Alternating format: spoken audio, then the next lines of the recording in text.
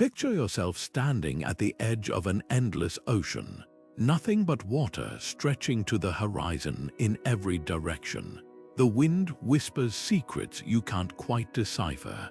The waves carry stories from lands unseen. And above you, the sky holds patterns written in light patterns you must learn to read if you ever hope to find your way home. This was the reality for ancient mariners who ventured into the unknown long before satellites, GPS, or even simple compasses existed.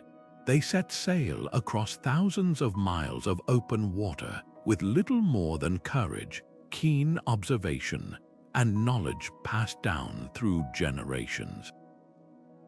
How did they do it? How did cultures like the Polynesians, Vikings, and Phoenicians not only survive these journeys but thrive, building trade networks, founding new settlements, and connecting continents using nothing but natural signs? In this video, we're going to unravel one of history's most fascinating mysteries: how ancient maritime societies navigated without modern tools. We'll explore how they used the stars as their map, the waves as their compass, and the behavior of birds as their guiding signs. You'll discover how celestial navigation allowed Polynesian wayfinders to pinpoint tiny islands in the vast Pacific, how Viking sailors used sunstones to locate the sun on cloudy days, and how oral traditions preserved critical knowledge across centuries. This isn't just a story about sailing, it's about human ingenuity, resilience, and our profound connection to the natural world. These navigators didn't conquer the sea through technology. They did it through wisdom, patience, and an intimate understanding of their environment. By the end of our journey, you'll see the ocean and the night sky in a whole new light. You'll gain a deep appreciation for the art of wayfinding, and you might even find yourself looking up at the stars, wondering what it would be like to navigate by their light alone. More than that, you'll understand how these ancient techniques are still relevant today, reminding us that sometimes the greatest tools we have are observation, memory, and respect for the world around us. So come with us as we set sail into the past, exploring the brilliant minds and methods that made the impossible possible.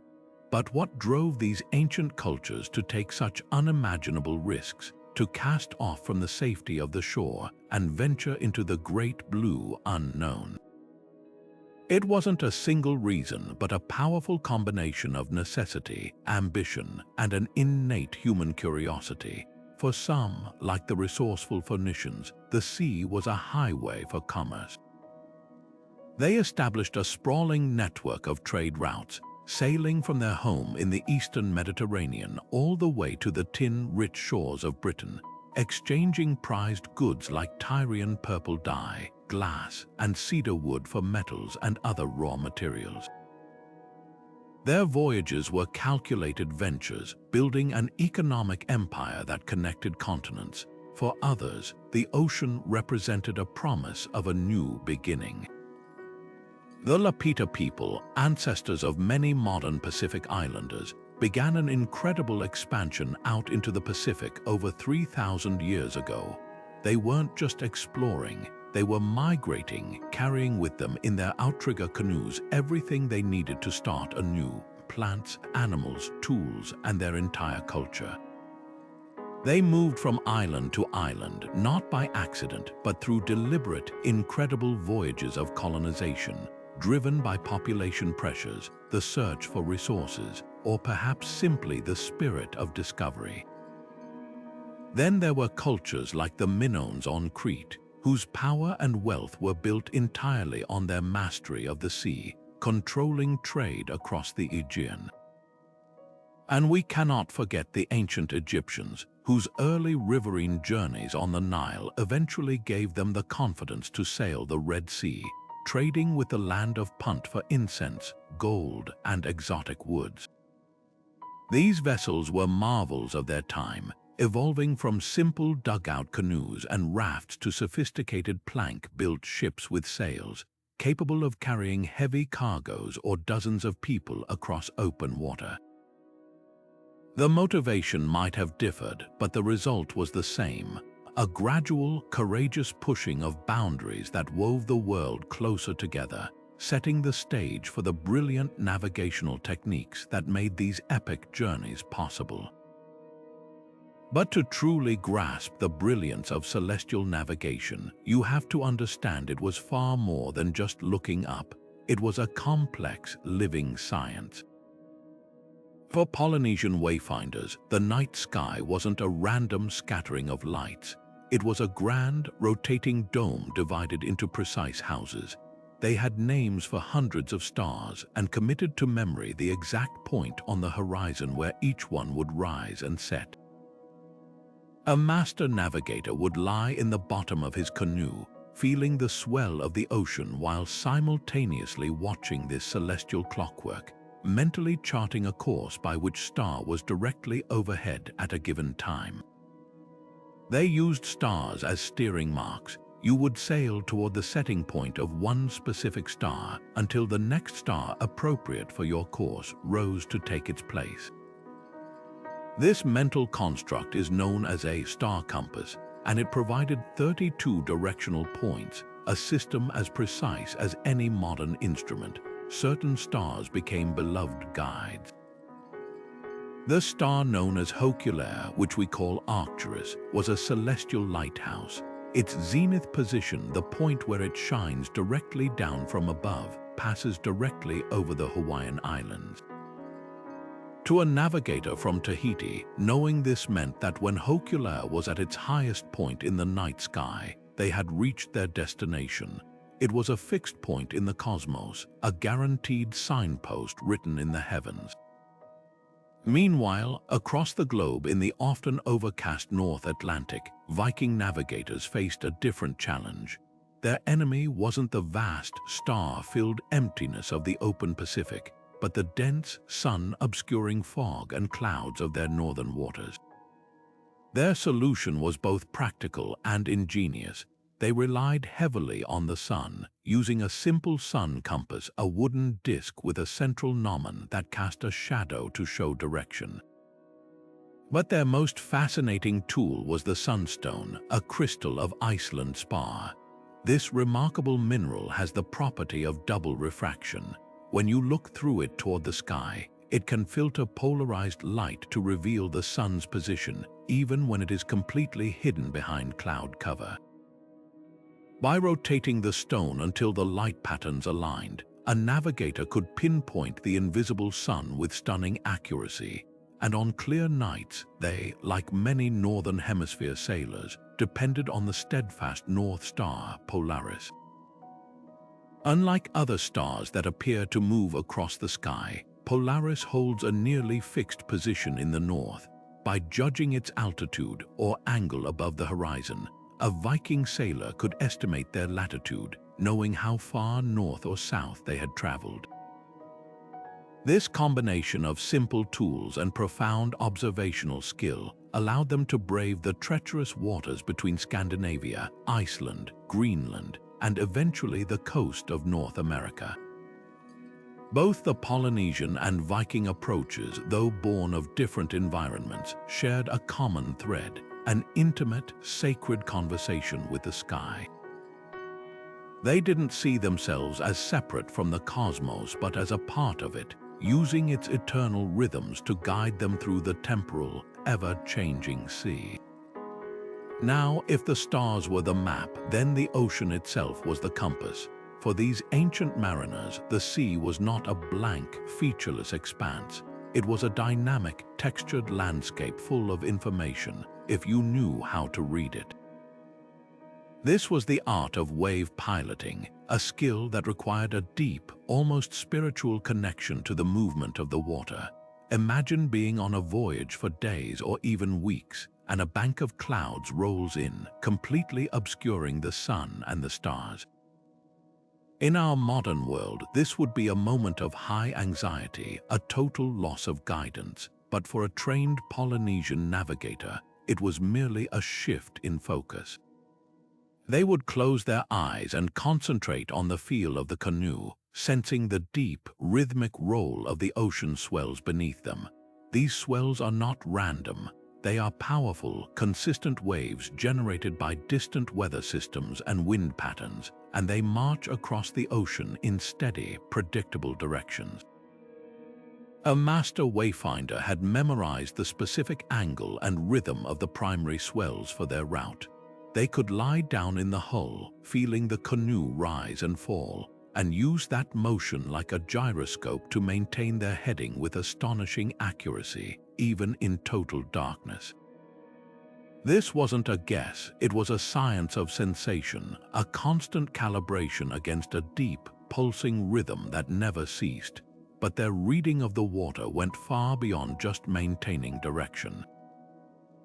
They were also masters of detecting the subtle disturbances that indicated land long before it was visible to the eye.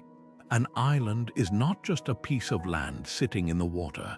It is an obstacle that interacts with the ocean's energy in very specific ways. As the deep ocean swells approach an island, they wrap around it, they bounce off it, and they create a complex pattern of interference. A navigator would watch for these telltale signs.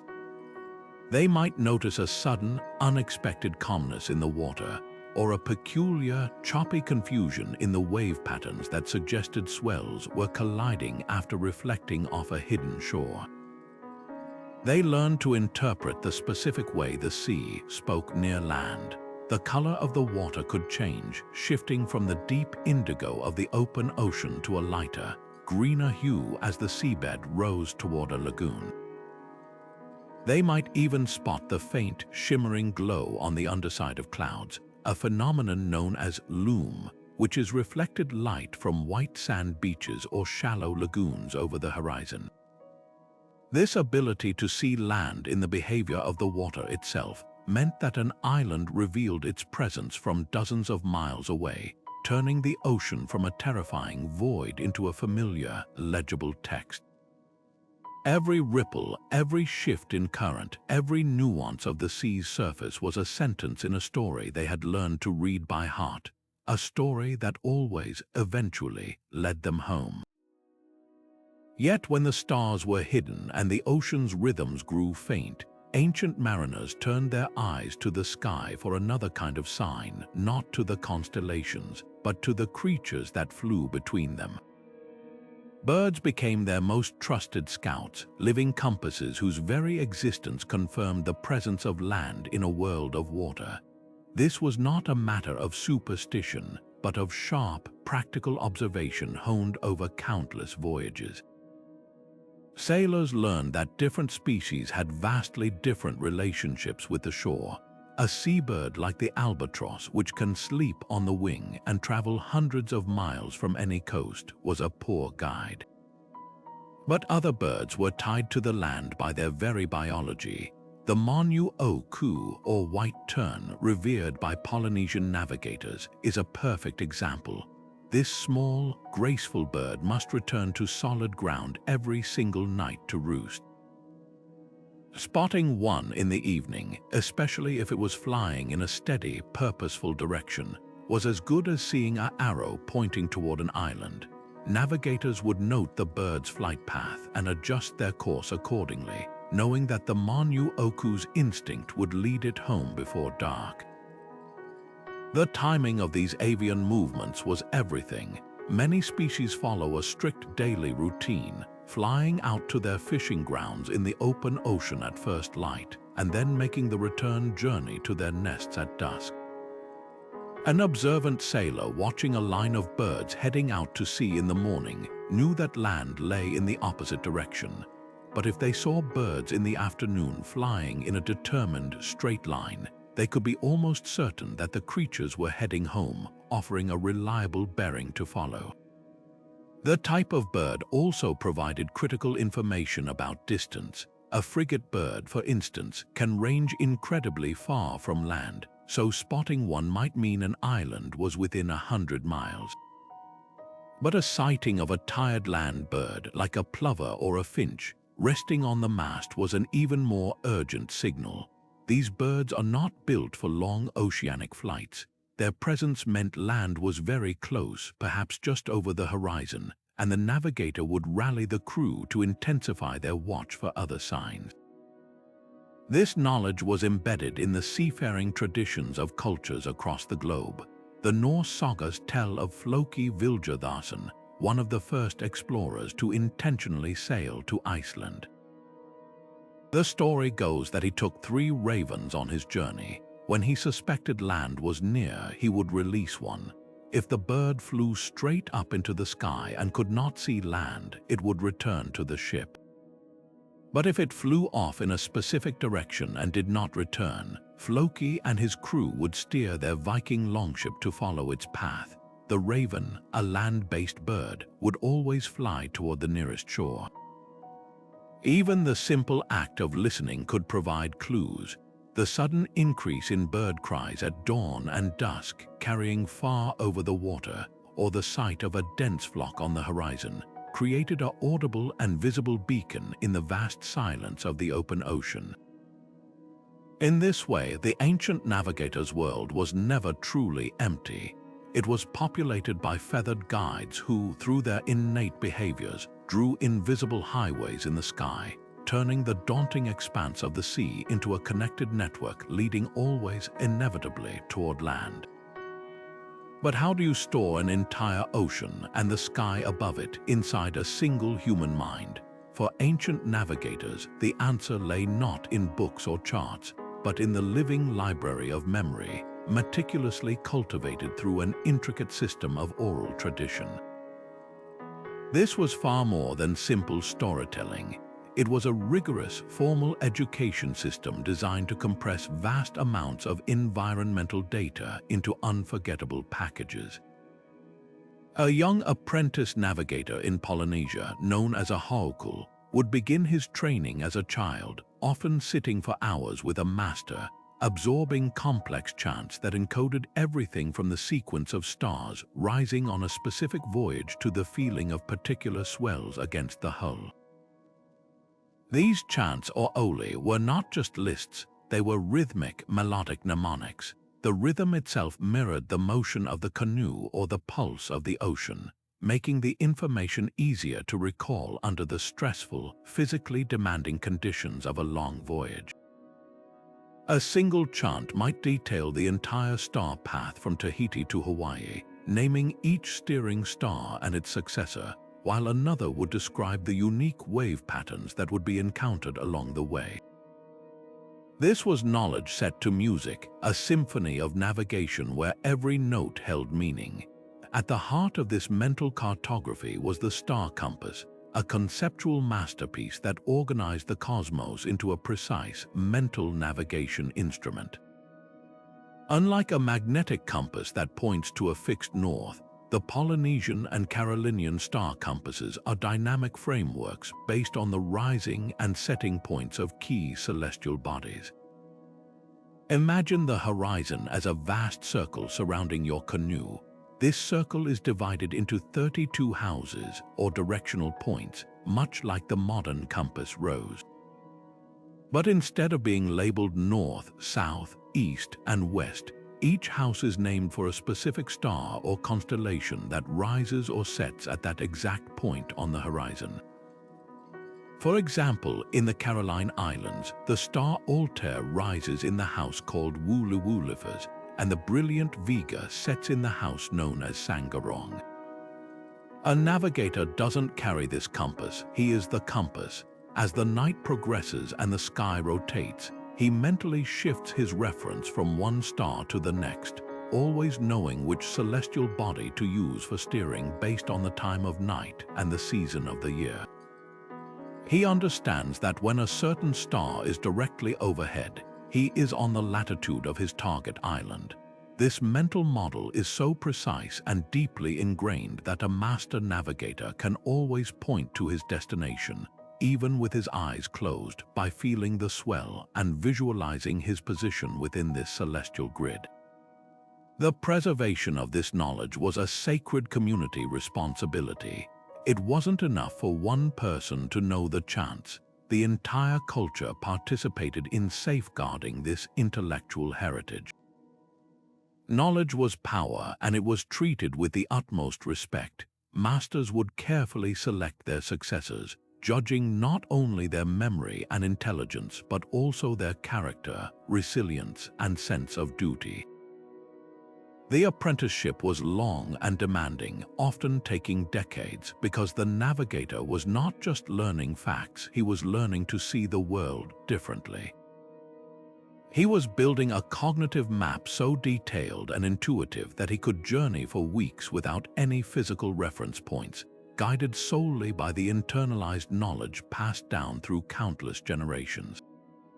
This intricate oral tradition, combining rigorous science with beautiful artistry, was the glue that held entire maritime civilizations together. It allowed them to not only survive but to flourish across the greatest expanse of ocean on Earth, proving that the most powerful technology ever developed is the human mind, especially when its knowledge is shared and sustained by the collective voice of a culture.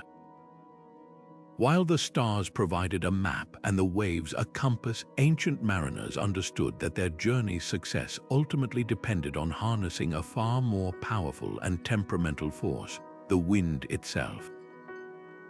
They didn't merely endure the wind, they engaged in a deep, strategic partnership with it, learning to read its moods, predict its patterns, and ultimately, to bend its immense power to their will.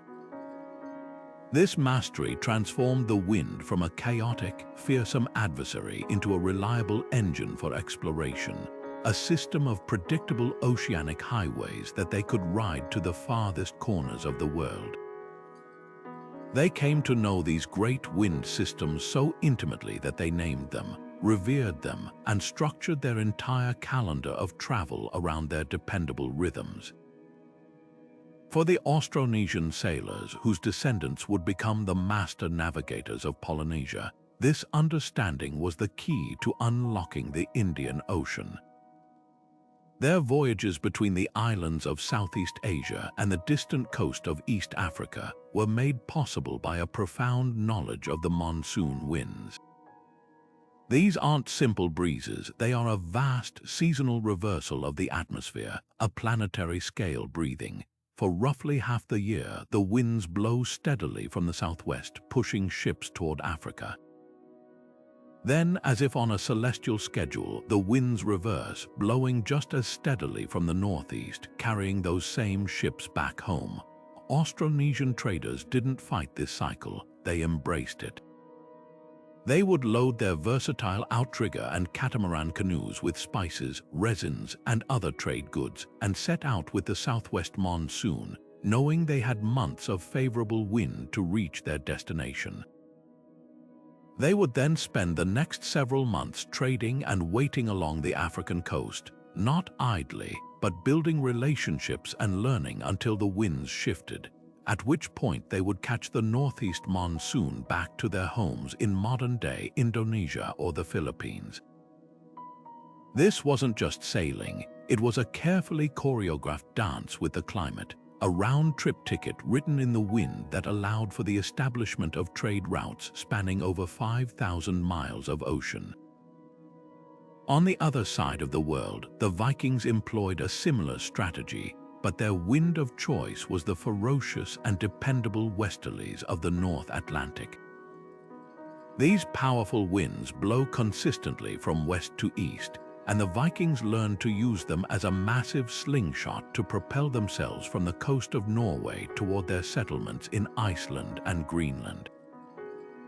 A voyage that would have been a brutal upstream battle against the wind became a downwind sleigh ride, dramatically reducing the time at sea and the immense physical strain on their crews.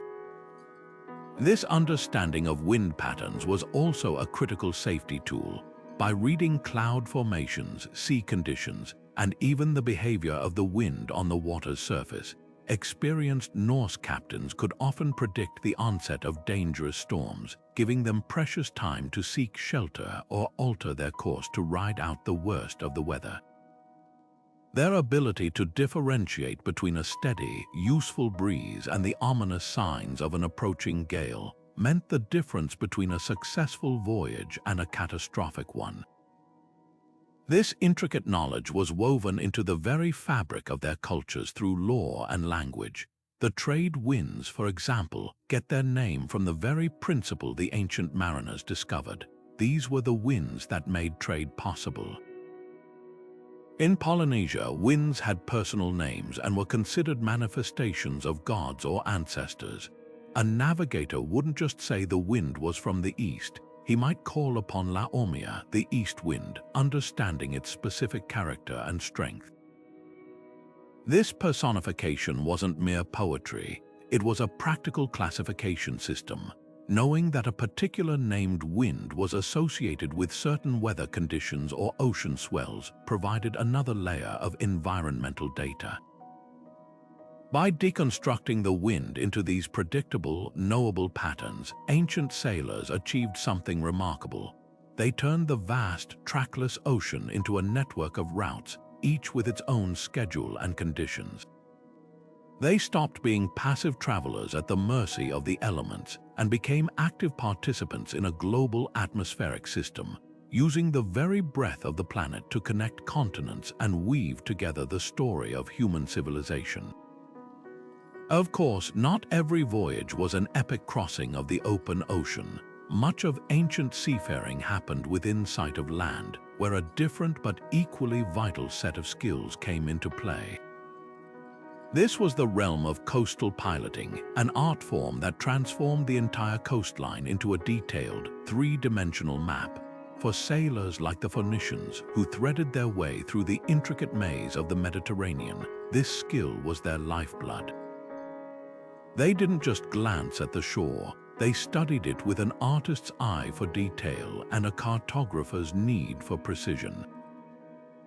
They committed to memory not just the obvious features, but the subtle nuances, the specific way the morning sun lit up a particular stretch of white cliffs, the unique silhouette of a lone, twisted tree on a headland, or the distinctive color banding in the rock faces that signaled the approach to a hidden harbor.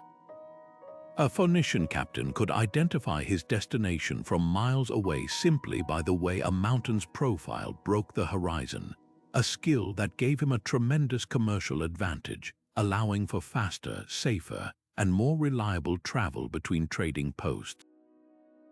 This deep familiarity turned a potentially hostile and rocky coast into a welcoming roadside, with every bay and headland acting as a reassuring signpost. This practice of visual mapping was just as sophisticated in the vast Pacific. While we often picture Polynesian navigators in the utter emptiness of the open ocean, they were also masters of archipelagic travel, hopping between islands in complex chains. Here, each island had its own unique skyline signature. The navigators knew that the island of Tahiti was crowned by the sharp, pyramid-like peak of Orohena. Seeing that specific shape emerge from the haze was an unmistakable confirmation of their arrival, but their observation went far beyond just mountaintops. They learned to read the color of the water to gauge depth and identify dangerous reefs lurking just below the surface. A sudden shift from deep blue to a bright turquoise green could signal a shallow lagoon, while a dark, ominous patch might indicate a coral head waiting to tear the hull out of a canoe. They understood that the way waves broke over a submerged reef created a constant, roaring sound that could be heard long before the reef itself was seen, and they could distinguish between the sound of waves crashing on a steep, rocky shore versus the gentler sigh of waves washing up on a sandy beach. This hyper-observant mindset was a form of active environmental engagement. A coastal pilot was constantly cross-referencing what he saw with what he knew. That specific cluster of seabirds swirling over there likely meant a school of fish was present, which in turn was often associated with certain underwater structures. The smell of the air could change, carrying the scent of flowers or earth from a nearby landmass long before it was visible. The type of driftwood floating past the hull could indicate what trees grew on the island's upcurrent, offering another clue to their position. This wasn't a passive way of traveling. It was a continuous, dynamic conversation with the environment. Every sensory input was a data point, integrated into a constantly updating mental map that allowed these ancient mariners to weave through intricate island networks, avoid countless hidden dangers, and always find the safe passage home, proving that sometimes the most advanced navigation system is simply a pair of well-trained eyes and a mind sharpened by experience and deep respect for the land. So how did a navigator keep track of his position on a voyage that stretched for weeks, with no landmarks and a night sky that constantly shifted? He became a human calculator, employing a fundamental technique known as dead reckoning. This wasn't a guess, it was a continuous process of estimation, a mental logbook where the navigator constantly updated his position based on his last known point, the direction he was heading, the speed he was traveling, and the amount of time that had passed. It's a concept we still use today, often without realizing it. If you leave your house, walk north for 10 minutes at a steady pace, and then turn east, you have a rough idea of where you are. Now, imagine doing that for a month across a trackless ocean, with your life depending on the accuracy of your mental math. That was the daily reality for ancient mariners. Judging speed was the first critical variable. Without a speedometer, sailors became adept at reading the language of their own vessel's movement through the water. A seasoned Viking helmsman could estimate the speed of his longship by the sound of the water rushing past the hull, the feel of the vibrations through the steering oar, and by observing the size and flow of the wake behind them. They might drop a small piece of wood or other buoyant object off the bow and count how long it took to pass a specific point on the stern, a primitive but effective form of a chip log. Polynesian navigators, feeling the surge of their canoe, could correlate the pull of the sails and the hum of the rigging with a specific rate of travel. This wasn't a precise number of knots, but a deeply intuitive sense of pace honed through a lifetime of experience on the water. Tracking time was the other half of the equation. Under the constant motion of the sea, with days blending into nights, how do you measure the passage of hours? Sandglasses were used in some later ancient cultures, but many relied on the most reliable clock available, the sky itself. The sun's journey from dawn to dusk divided the day, while the movement of the stars across the night sky provided a celestial timepiece. A navigator might note that when they began their watch, a certain star was directly overhead, and when it had moved a specific distance across the heavens, a known number of hours had passed. By combining this estimated speed with this tracked time, they could approximate the distance traveled in a given period. If you believe you've been sailing east at a steady pace for 2 days, you mentally draw a line on your internal map that far from your starting point. The Vikings brilliantly combined dead reckoning with a simple tool to add a crucial dimension, latitude. They used a device known as a sun shadow board. This was a wooden disc with a central gnomon that would cast a shadow. The navigator would orient the board toward the sun and mark the length of the shadow at noon. By comparing this shadow length to a series of notches carved along the radius of the board, each notch representing a specific latitude at a particular time of year, the navigator could determine how far north or south they had sailed. This didn't give them longitude. They couldn't know their east-west position with any real accuracy. But for their north-south routes between Norway, Iceland, and Greenland, it was incredibly valuable. They would sail north or south until they reached the known latitude of their destination, and then turn east or west, using dead reckoning to sail down that parallel of latitude until they hit land. Of course, dead reckoning was notoriously vulnerable to error. A misjudgment of speed by even half a knot, or an underestimation of a current pushing the ship sideways, would compound over days and weeks, leading to a significant positional error. A navigator might believe he was hundreds of miles east of his actual location. This is why dead reckoning was never used alone. It was the continuous thread of the journey, but it was constantly being corrected and validated by the other methods. When the stars came out at night, the navigator would check his dead reckoning position against the celestial map. If he saw a star that should not be visible from where he thought he was, he knew his estimation had drifted and he would make a mental correction. When he felt a change in the swell pattern or observed the flight of birds, he used that information to update his calculated position.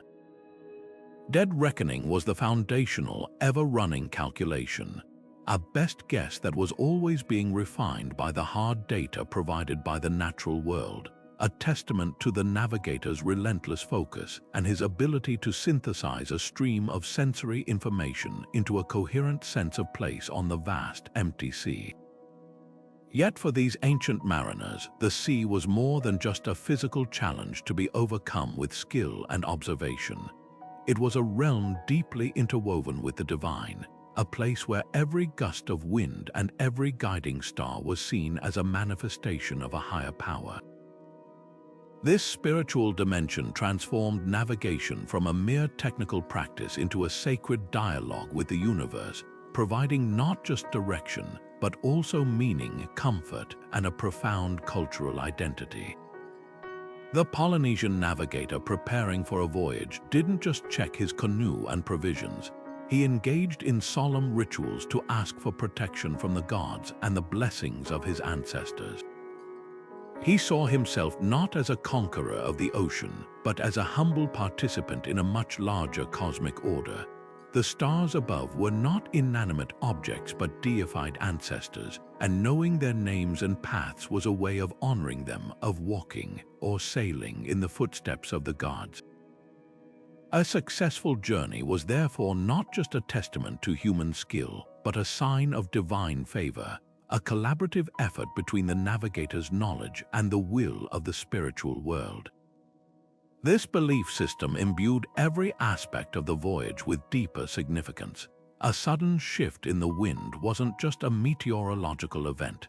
It could be a message, a warning, or a sign to be interpreted. The appearance of a pod of dolphins racing alongside the canoe might be seen as an escort sent by a benevolent deity. This world, you provided an essential psychological anchor. When clouds blotted out the stars for nights on end, and the ocean seemed an infinite, hungry void, faith offered a crucial layer of resilience.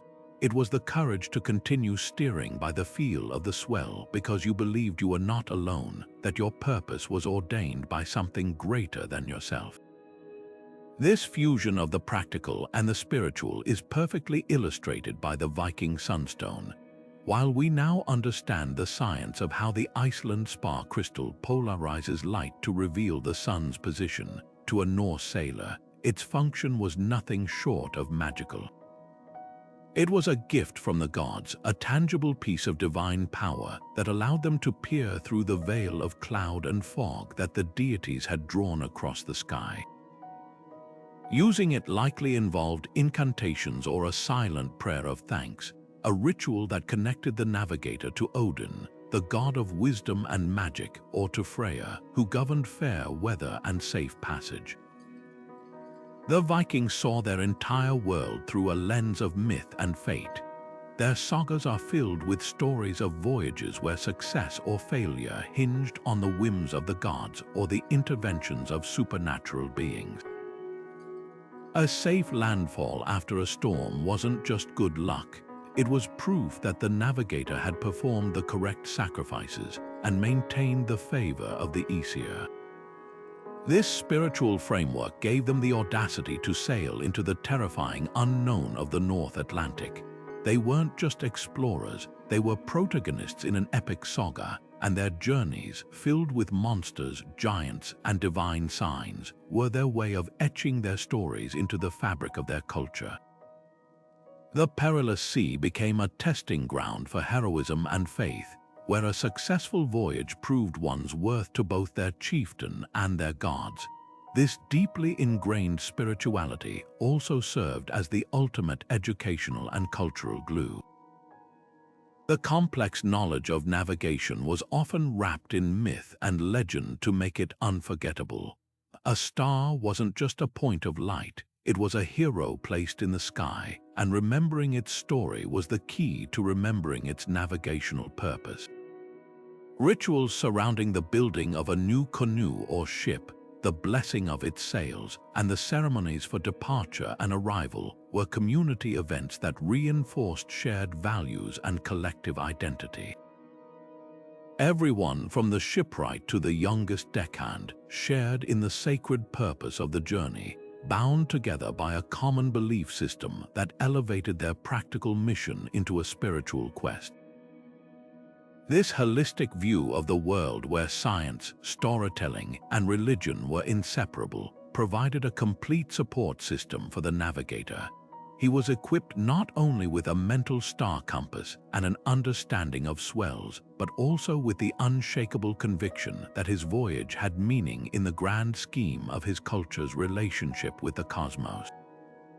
It was this powerful combination of empirical knowledge and spiritual faith that truly allowed these ancient mariners to navigate the greatest mystery of all: the human spirit's need to find purpose and connection in the face of the immense and terrifying beauty of the natural world. And within this vast theater of human exploration, no civilization demonstrates the absolute pinnacle of non-instrument navigation more than the Polynesians. Their achievement is almost incomprehensible in its scale and precision. Over the course of centuries, they discovered and settled every habitable island across a vast triangle of oceans stretching from Aotearoa, which we call New Zealand, in the southwest, to the distant shores of Rapa Nui or Easter Island in the southeast, and all the way north to the Hawaiian archipelago. This was not a random drift. It was a deliberate, masterful colonization of 10 million square miles of open Pacific, an area larger than the entire continent of Europe, and they did it in vessels that modern sailors would consider impossibly fragile. Their primary deep-sea craft was the Wa, the magnificent double-hulled canoe. These were not simple dugouts, they were sophisticated feats of marine engineering. Two narrow hulls carved from massive logs and meticulously shaped for speed and stability were lashed together with strong cordage made from coconut fiber, creating a wide, stable platform. On this platform, they built a deckhouse to shelter the crew and stores, and mounted a massive crab claw sail woven from pandanus leaves that could harness the power of the trade winds to drive the vessel for thousands of miles. The Wa was more than transportation. It was a self-contained world capable of carrying dozens of people, along with all the plants, animals, and supplies necessary to establish a new life on a distant shore. These were literal arcs of civilization, and their design was so perfect that it has remained essentially unchanged for 1,000 years. At the helm of each of these great voyaging canoes stood the Hau'okul, the master navigator. This individual was the living embodiment of centuries of accumulated knowledge, a PhD in the natural sciences of the Pacific Ocean. His training began in childhood and never truly ended. He had to memorize the entire celestial sphere, knowing the rising and setting points of over 200 stars for every season of the year. He had to feel the direction of the dominant swells through the very motion of the canoe, using them as a constant reference even on the blackest, starless nights. He understood the language of the birds, the specific species that would fly out to sea at dawn and return to land at dusk, creating invisible highways in the sky. He could read the subtle signs of distant land in the behavior of clouds, which often gather and become stationary over islands, and in the refraction of waves, which bounce off and wrap around land masses, creating interference patterns that a trained senses could detect. Perhaps most astonishingly, the Haukel employed a technique called etak, a sophisticated mental model for conceptualizing movement across the ocean. Instead of imagining the canoe moving past stationary stars, he would visualize a reference island, often one just beyond the horizon, as a fixed point. The canoe remained conceptually stationary while the stars and islands moved around it. This abstract thinking allowed him to constantly update his position and maintain a precise mental plot of his course over weeks of open ocean travel, all without a single written note or physical map. For a long time, the Western world dismissed these feats as impossible legends, the stuff of myth. That is, until a man named Maupiailug proved them all wrong. Born on the tiny coral island of Satawal in Micronesia, Mao was one of the last living masters of this ancient art, trained in the old way since he was a small child. In 1976, he was asked to navigate a replica of a traditional Polynesian voyaging canoe named Hokulair from Hawaii to Tahiti, a journey of over 2,500 miles across empty sea. Skeptics said it couldn't be done. There were no instruments on board, not even a compass. For 33 days, Mao stood watch, reading the stars, the waves, the winds, and the wildlife. He never looked at a chart, he never asked for a position. He guided the Hokulair solely by his traditional knowledge, and on the 33rd day, he calmly announced that they would sight land the next morning. The crew, weary and anxious, could see nothing, but at dawn, the island of Matava in the Tuamotu archipelago rose from the sea, right where Mao said it would be. This single voyage sparked a cultural renaissance across Polynesia, reviving pride in a heritage that had been nearly lost to colonization and modernization. It was a powerful, undeniable testament to the fact that deep, intimate ecological understanding is a form of technology in itself, one that allowed humanity to achieve the seemingly impossible long before the invention of the microchip. The legacy of Polynesian wayfinding is a permanent reminder that our greatest navigational instrument has always been, and will always be, the human mind in tune with the natural world. While the Polynesians were mastering the vast Pacific, another legendary seafaring culture was taking on the brutal, cold challenges of the North Atlantic. The Vikings, often depicted as fierce raiders, were also some of the most brilliant and adaptable explorers of the ancient world. Their conquest of the North Atlantic stands as a testament to human ingenuity in the face of some of the most unforgiving sailing conditions on the planet. Their secret wasn't just brute force and courage. It was a sophisticated, multi-layered approach to navigation that combined simple yet effective tools with an almost supernatural ability to read the subtle messages hidden within the sea and sky. They didn't have the warm, predictable trade winds of the Pacific. They faced fog, sleet, and a sun that could disappear for days behind a leaden-gray ceiling of cloud. To navigate this world, they developed a unique toolkit. Their sun compass was a marvel of pragmatic design. Unlike a magnetic compass that points north, the Viking sun compass was used to hold a consistent east-west course. Imagine a wooden disc with a central pin or gnomon stuck in its center. As the sun moved across the sky, the shadow cast by that pin would trace a path. The navigator would orient the disc so that this shadow fell along a specific carved line corresponding to the time of day and the season, effectively locking them onto their desired latitude. This allowed them to sail the daunting north-south routes between Norway and their settlements in Iceland and Greenland with a remarkable degree of confidence, essentially sailing down a specific line of latitude as if it were a highway. But their most famous and almost magical tool was the sunstone. On those endlessly overcast days where the sun was completely invisible, a magnetic compass would be useless for telling time or direction. This is where the sunstone, a crystal of Iceland spar, came into play. This special mineral has the property of double refraction. it splits light into two beams. By rotating the crystal and looking through it toward the sky, a skilled navigator could find the angle where the two beams of light matched in intensity. This alignment revealed the polarization pattern of sunlight, which forms a ring around the sun even when it's obscured by cloud or fog, pinpointing its exact location with stunning accuracy. It was like having X-ray vision for the sky, allowing them to find their bearing when every other visual cue had been stolen by the weather. This wasn't mere legend. An Iceland spar crystal was recently discovered in the wreck of an Elizabethan warship that sank in 1592, suggesting the technology, or the knowledge behind it, persisted for centuries. Yet tools were only part of the story. The true Viking navigator was a master of environmental observation, his senses constantly tuned to the world around him. The Old Norse sagas are filled with incredibly practical advice that reads like a naturalist's field guide. They knew that the color of the ocean changed with depth and proximity to land.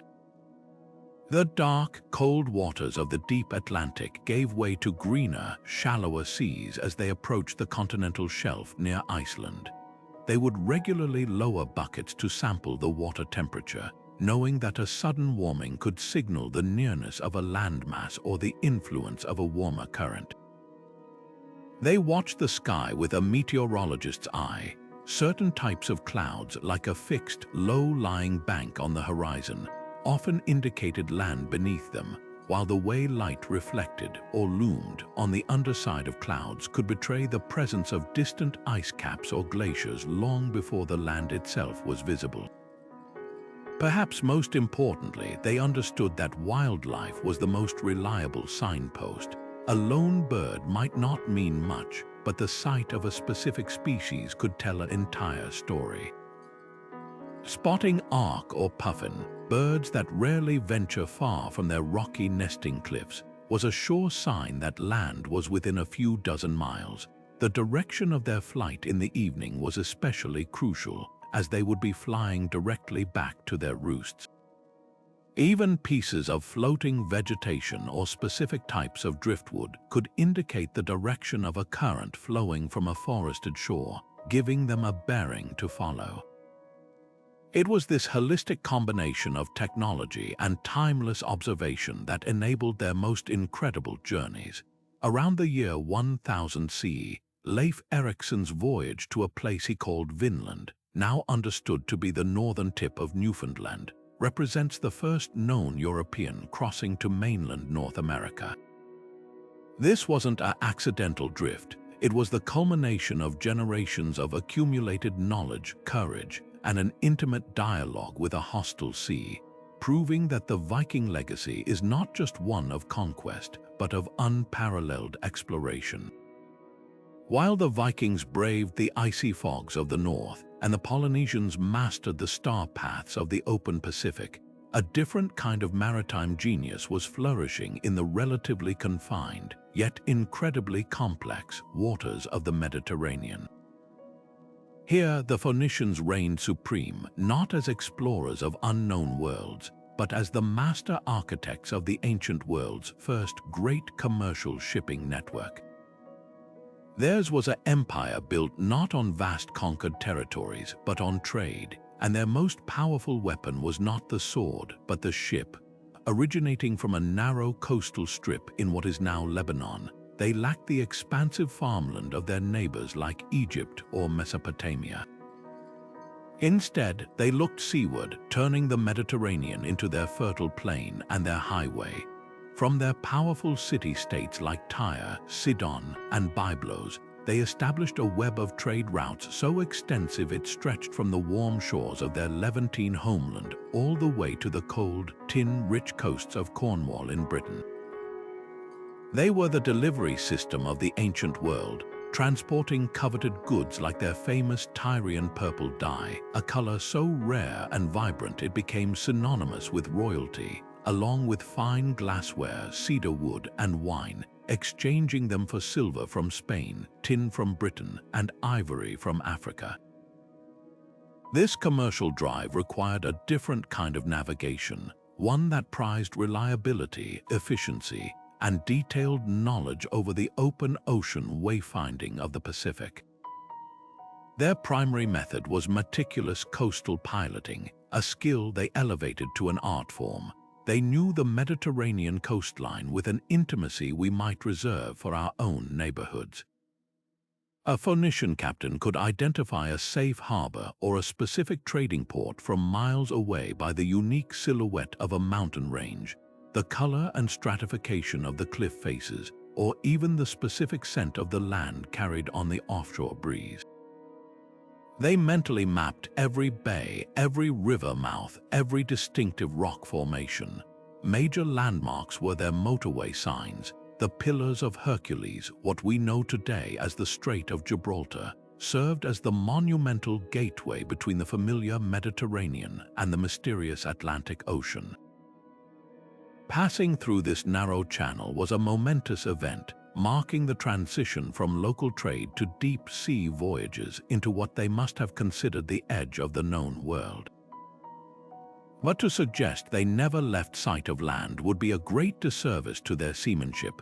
Their vessels, known as goloi or round ships, for their bulbous hulls designed to maximize cargo space, were also equipped with banks of oars, giving them the maneuverability to navigate tricky river systems and the power to make headway when the winds failed.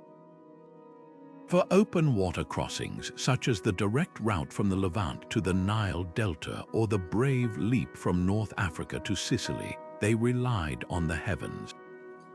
Like all great Northern Hemisphere sailors, they placed their trust in the one fixed point in the rotating night sky, the North Star Polaris. So vital was this celestial guide to their success that they claimed it as their own, naming it the Phoenician Star. This was more than just patriotic branding. It was a statement of their maritime identity. By keeping this star constant on their left side as they sailed west from Lebanon, they could maintain a steady latitude, ensuring they would eventually make landfall on the southern coast of Asia Minor or Crete. Their knowledge wasn't limited to the stars. They were master meteorologists and oceanographers of their day. They understood the Mediterranean's wind patterns intimately, harnessing the seasonal Etesian winds for reliable summer voyages and avoiding the winter storms that made sailing treacherous. They learned to read the complex currents of the sea, using surface flows to aid their progress and recognizing how deeper currents could push their heavy-laden ships off course if not carefully accounted for. This synthesis of celestial observation for direction and a deep, sensory understanding of the coastal environment for precise piloting made them the undisputed masters of Mediterranean commerce. They didn't just carry goods, they carried ideas. Their alphabet, a revolutionary system of representing sounds with simple symbols, was one of their most enduring exports, adopted and adapted by the Greeks and eventually forming the foundation of our own Latin script. In this way, the Phoenicians did more than just trade spices and metals. They traded culture, connecting disparate peoples and laying the intellectual and logistical groundwork for every maritime empire that would follow, from the Greeks to the Romans. Their legacy is a powerful reminder that navigation isn't just about reaching a destination, it's about building the routes that connect the world. But to truly grasp the scale of the Austronesian expansion, you have to step back and look at a map of the Eastern Hemisphere.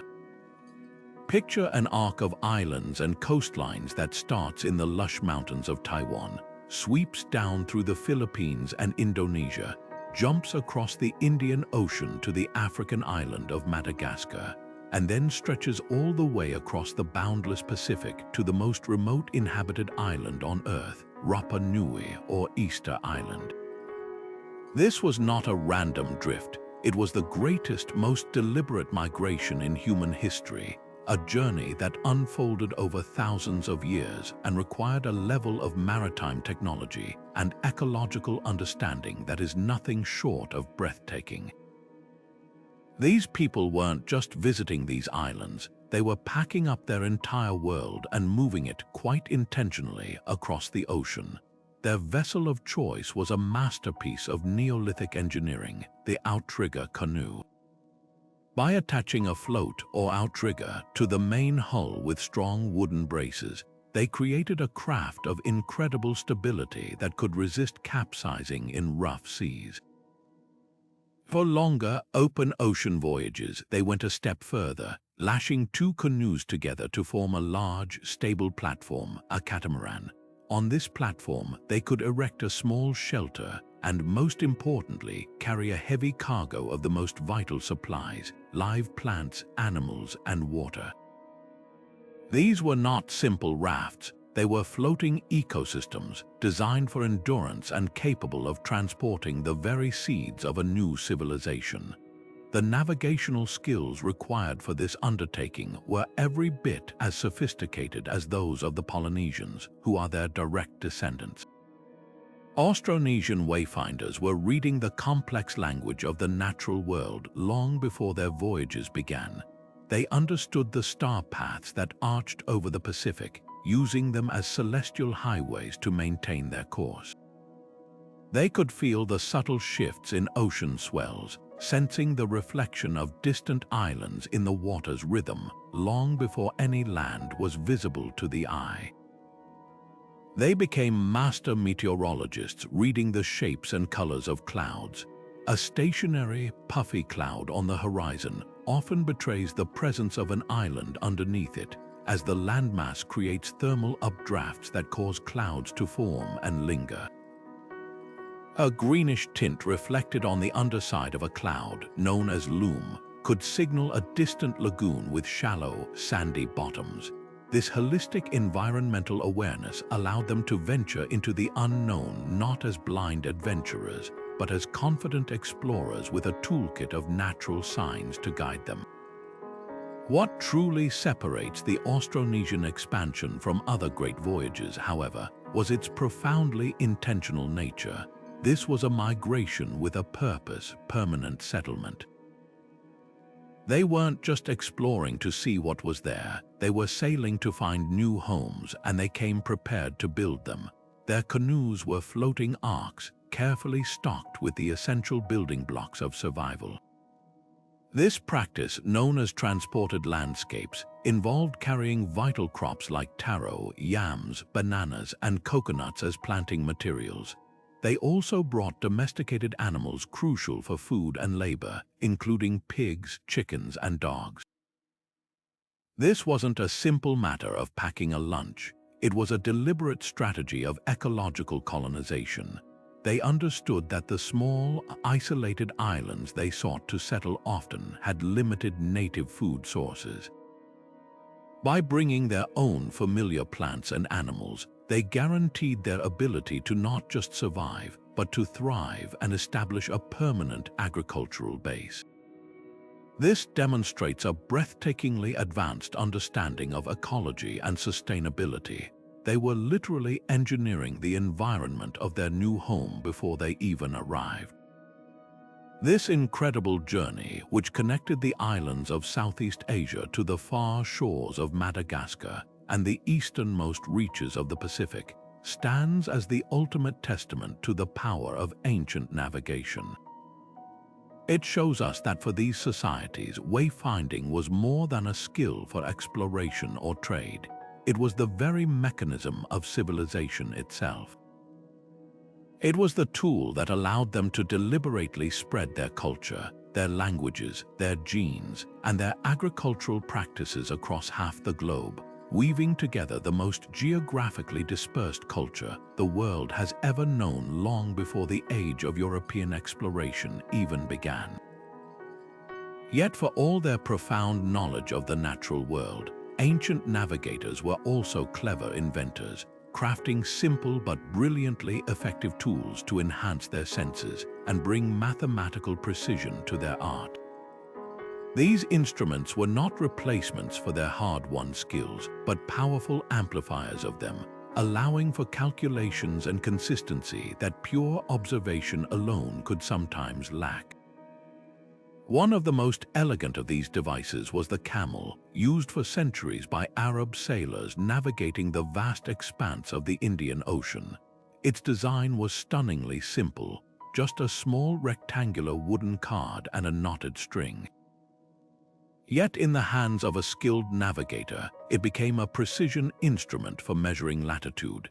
The sailor would hold one end of the string in his teeth and move the card closer or farther away until its top edge aligned with the North Star, Polaris, and its bottom edge met the horizon.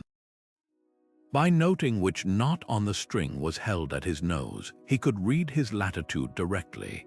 Each knot corresponded to a specific latitude, often associated with a well-known port or headland. This meant a navigator could sail north or south until he reached the latitude of his destination using the camel, and then simply turn east or west to run down the parallel until he arrived, a technique known as latitude sailing. It was a system of remarkable accuracy that connected the cosmic scale of the stars to the tactile feel of a piece of string and wood. Across the world in the chilly fog of the North Atlantic, Viking navigators faced a different challenge, not measuring their position, but simply maintaining a steady direction when the sun, their primary guide, was obscured. Their solution was the sun compass, a deceptively simple wooden disc that served as their unwavering guide.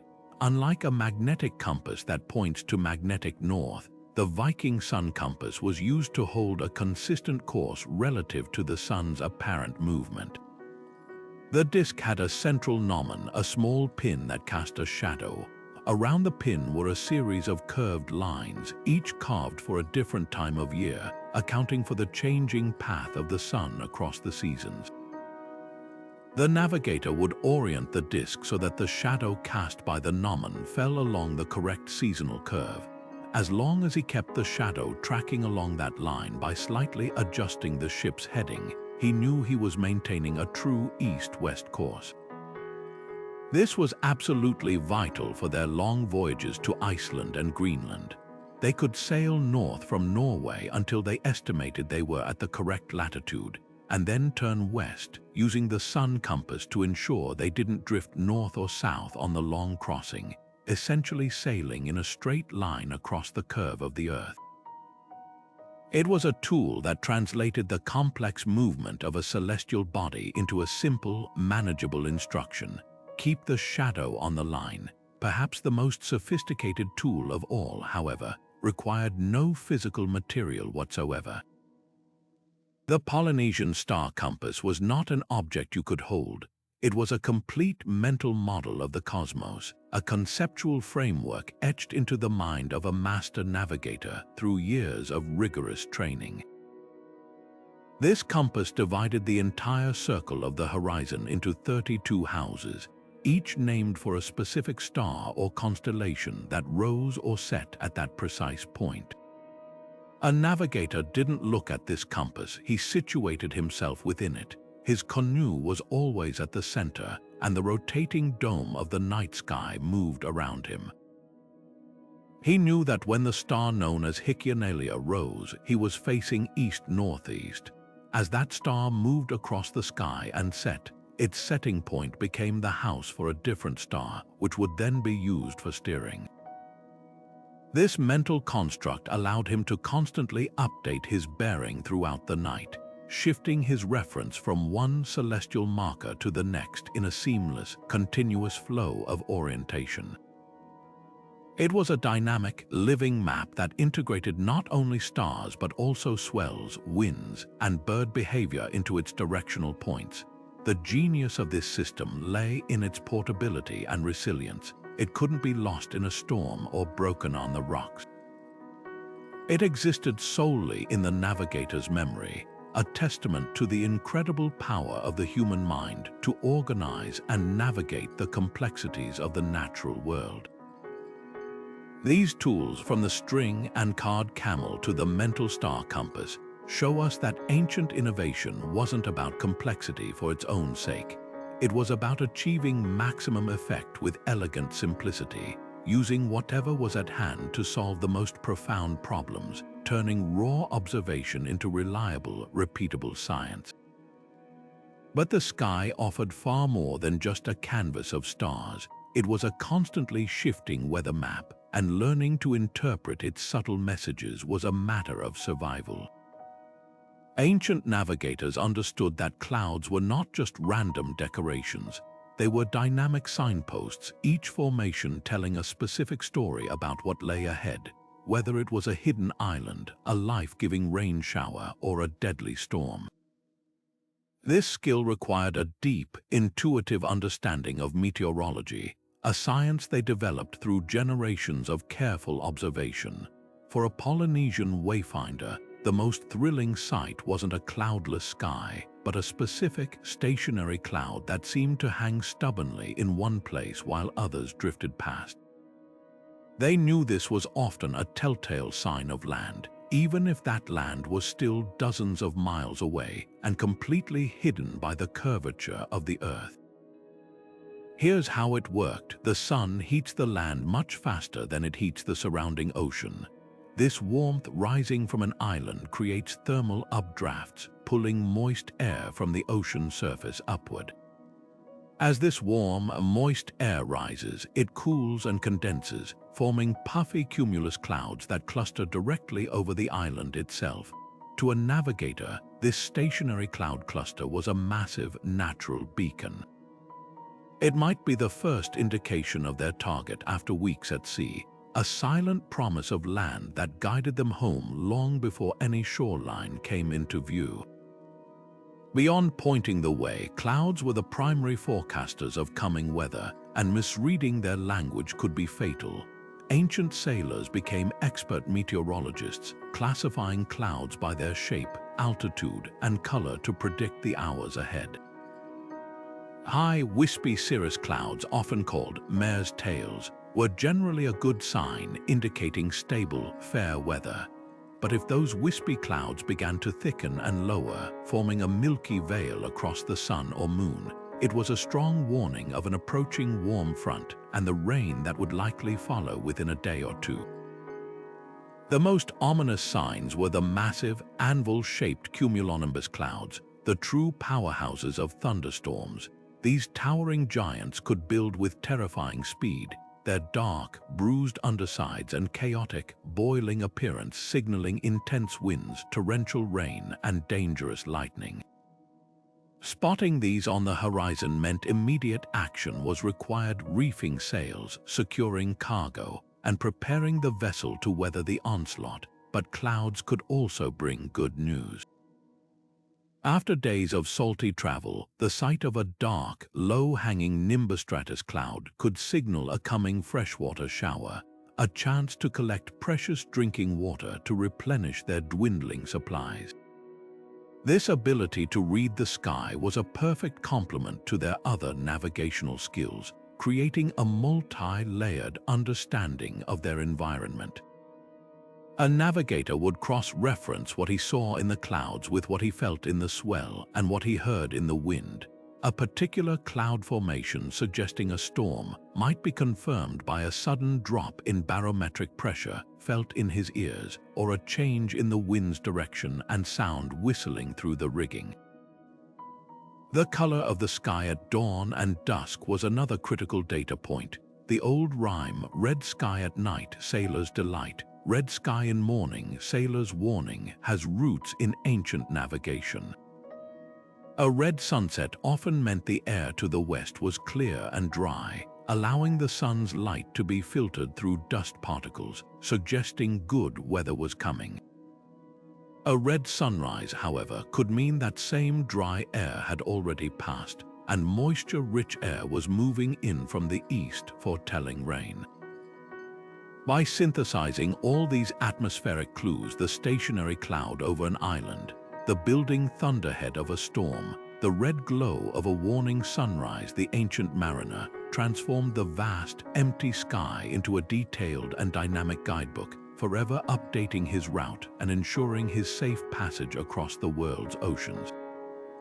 While the wind provided the power and the stars the direction, ancient mariners knew that the ocean itself was in constant, powerful motion.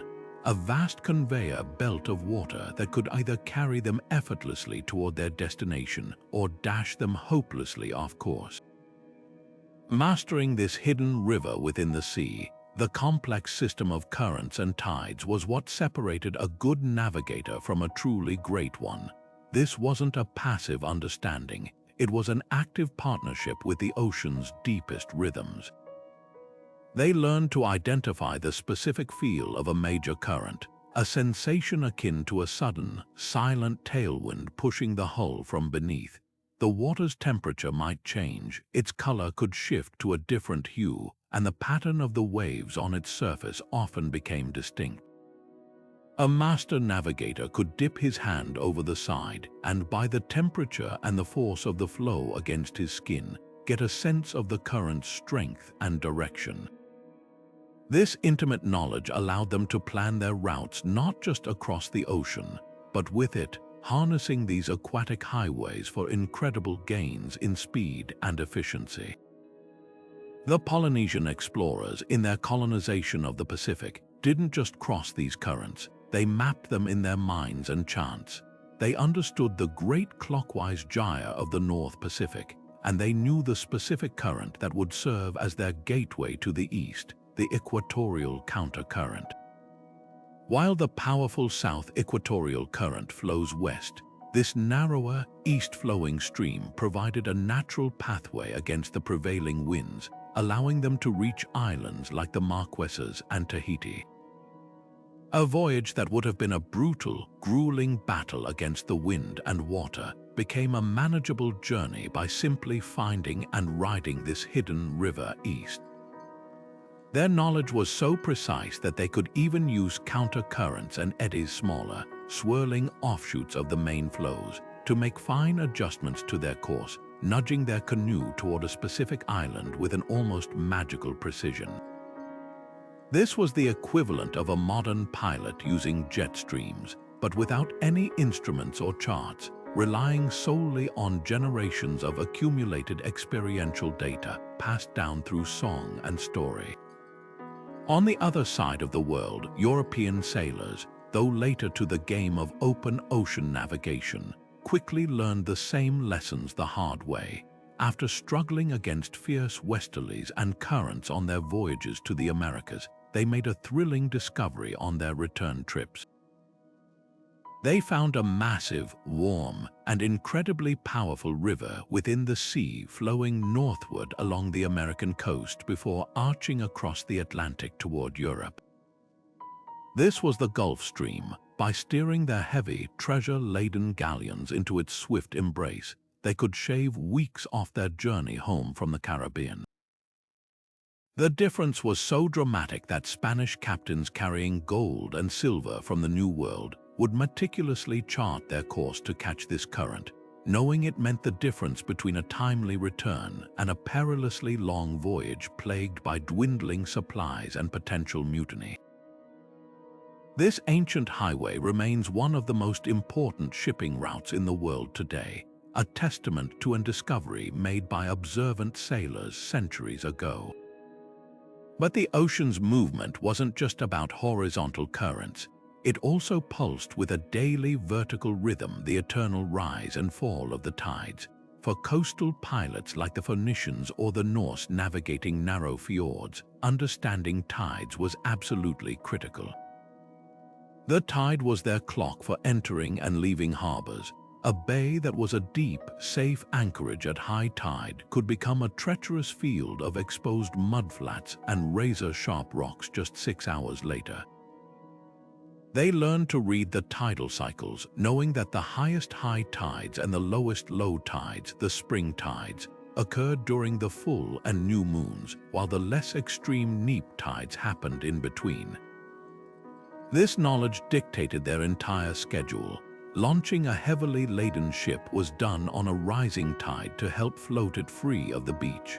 Attacking a coastal settlement could be timed for a high tide to allow warships to approach much closer to shore. Perhaps most brilliantly, they used the tidal currents themselves as an engine. By waiting for the tide to turn and begin flooding into a river, estuary, or harbor, they could ride the inward current, conserving immense energy on the oars or sails. Then, 6 hours later, when the tide turned to ebb, they could catch the outgoing current to make a swift exit. This wasn't just sailing, it was surfing the very pulse of the planet, a dance with the gravitational pull of the moon and sun that demonstrated a truly sophisticated grasp of the natural forces governing their world. And just as the clouds above and the currents below offered their guidance, the ocean's living inhabitants provided their own unmistakable signals, turning the sea into a bustling, communicative community for those who knew how to listen. Ancient navigators understood that they were not alone on the water. They were sharing the vast expanse with countless other species, each with its own habits and habitats, and each one could become a crucial navigational aid. This was a form of natural intelligence gathering, where the behavior of marine life served as a real-time update on the surrounding seascape, offering clues about everything from proximity to land to the depth of the water beneath the hull. A sudden change in the types of fish around the canoe wasn't just a potential meal, it was a data point to be cross-referenced with the swell and the stars. Certain species became particularly reliable indicators. Sailors learned that tuna and other predatory fish often congregated in great numbers around underwater seamounts and the submerged slopes of islands, where nutrient-rich currents welled up from the deep, creating a vibrant food chain. Spotting a bustling school of these fish, especially if birds were diving to feast on the smaller baitfish they were chasing, was a strong hint that an island might be lurking over the horizon, even if it remained unseen. The presence of certain seaweeds or floating vegetation could be even more direct. In the open Pacific, where vast stretches of water are barren, finding a patch of specific floating algae or a piece of driftwood with land-based barnacles attached was like finding a road sign. It suggested that land was somewhere up current and that these materials had been washed out to sea from a nearby shore. Polynesian navigators were especially attuned to the type of driftwood, recognizing a branch from a tree that only grew on a specific island group could tell them not only that land was near, but even which archipelago they were approaching. Larger marine mammals offered a different kind of information. The appearance of whales or pods of dolphins was often interpreted based on context and species. Some whales tend to frequent deep, offshore waters, so their presence could confirm that the vessel was still far from any continental shelf. However, other species, like pilot whales, might be seen closer to landforms. Dolphins, often curious and playful, frequently riding the bow waves of ships, were generally seen as a good omen, but their behavior was also noted. A pod swimming in a determined straight line might be following a migration route or heading toward a feeding ground, potentially offering a bearing to follow. Conversely, a pod milling about and hunting chaotically suggested a rich, localized food source, which itself could be associated with specific underwater topography. This holistic observation extended to the air as well. The presence of certain seabirds that prey on fish, like boobies or frigatebirds, was always cross-referenced with the activity below the surface. A congregation of birds working a patch of water was a clear marker of a biological hotspot, often related to the underwater landscape, providing yet another layer of confirmation for the navigator's mental chart. In this way, the ancient mariner's world was never a sterile, empty void. It was a dynamic, living ecosystem, and every creature, from the smallest fish to the greatest whale, played a part in the grand symphony of natural navigation. Imagine holding an entire ocean inside your mind, every star's path, every swell's rhythm, every island's shape, all meticulously catalogued and instantly accessible even as waves crash over the deck and storms blot out the sky. This was the reality for ancient navigators, whose most vital tool wasn't carved from wood or stone, but forged within the very fabric of their consciousness.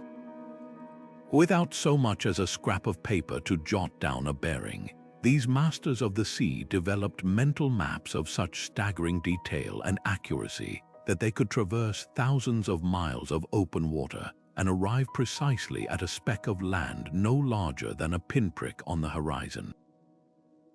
This incredible feat of memory wasn't a passive act of recollection.